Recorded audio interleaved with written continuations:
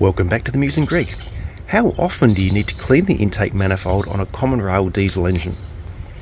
I've shot many videos looking at different products and how well they work, but how often do you need to use them? Well, this vehicle had its intake manifold cleaned at 277,000 k's and it's now at 285,000 k's. So in that 8,000 kilometres, it's basically been doing city driving, but it did do one trip out to the country, around about probably 300 kilometres round trip, towing a caravan. So it generally hasn't had too difficult a life. Let's take a look and see how much build-up there is inside the intake manifold after just 8,000 k's. And remember, at this point, the catch can is disconnected.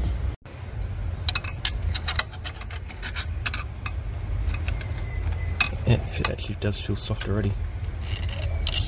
Oh my goodness, that's only after like about 7,000 k's. So if that shocked you as much as it did me, the moral of the story obviously is that if you're interested in having a pretty clean manifold, you need to use these products pretty frequently. No less than every service, every 15,000 k's, possibly even less than that. Point is though, it does build up pretty quickly. Hope that helps. I'll catch you next time.